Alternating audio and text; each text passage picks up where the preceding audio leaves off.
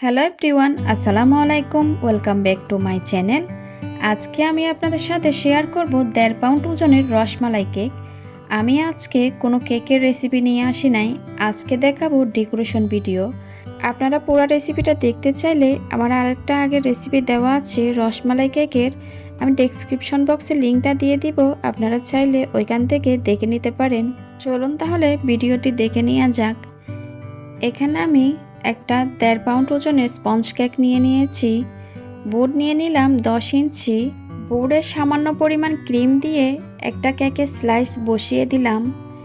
রসমালাই ভিতরে যে দুধটা আছে ওইটা আমি কেকের স্লাইসের উপর ব্রাশ করে দিচ্ছি।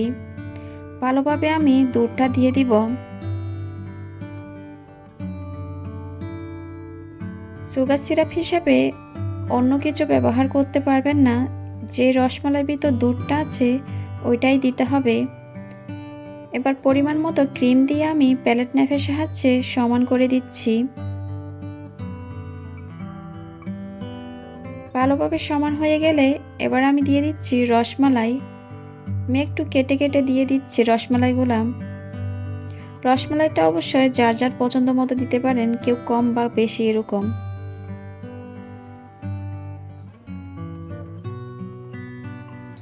রসমালাই দেওয়া হয়ে গেলে কেকের দ্বিতীয় স্লাইসটা বসিয়ে দিব।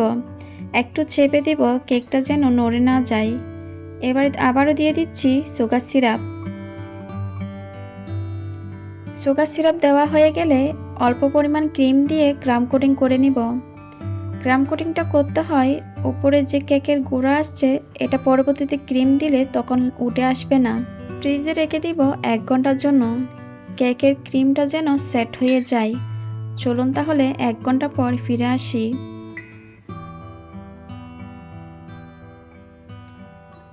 1 ঘন্টা পর কেকটা আমি ফ্রিজ থেকে বের করে নিয়েছি।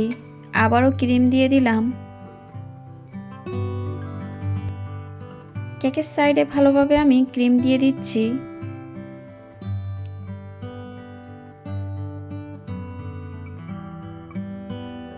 কেকের সাইডে ভালোভাবে ক্রিম দেওয়া হয়ে গেলে উপরেও আমি ভালোভাবে ক্রিম দিয়ে দিচ্ছি। যে জায়গায় একটু কম হবে ক্রিম, আমি প্যালেট নাইফের সাহায্যে ওই জায়গায় একটু ক্রিম দিয়ে দিব। এবার এক্সট্রা ক্রিমগুলো আমি প্যালেট নাইফের সাহায্যে তুলে নিব। এবার একটা স্ক্রাবারের সাহায্যে স্মুথ একটা ফিনিশিং দিয়ে দিচ্ছি।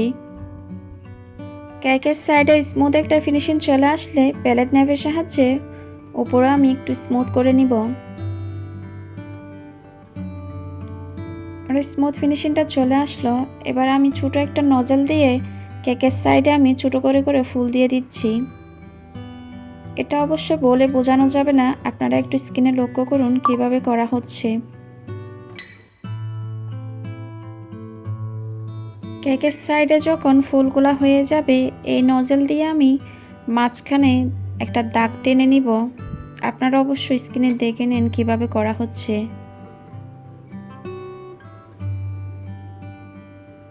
আমি একই নজল দিয়ে করতেছি এই জিনিসটা। এই কেকটা আমি বেক করেছি 2টা ডিম দিয়ে। এটা ডেকোরেশন করার পর এটার ওজন হয়েছিল 1.5 পাউন্ডের। এক পাশ থেকে যখন দাগ টানা হয়ে গেছে, এবার আমি অপর পাশ থেকেও দাগ টেনে নিচ্ছি। আমার ইউটিউব চ্যানেলে আমার আগের একটা রসমালাই কেকের ভিডিও আছে, ওইখানে কেকের বেস হতে ক্রিম পর্যন্ত দেওয়া আছে, আপনারা চাইলে ওই রেসিপিটা দেখে নিতে পারেন। এবার দিয়ে দিচ্ছি চপ করা কিছু পেস্তা বাদাম। বাদাম দেওয়ার পর একে একে আমি রসমালাই বসিয়ে দিচ্ছি। এটা অবশ্যই বলে বোঝানো যাবে না, ডেকোরেশনটা আপনারা অবশ্যই নিজেদের পছন্দ অনুযায়ী করতে পারেন।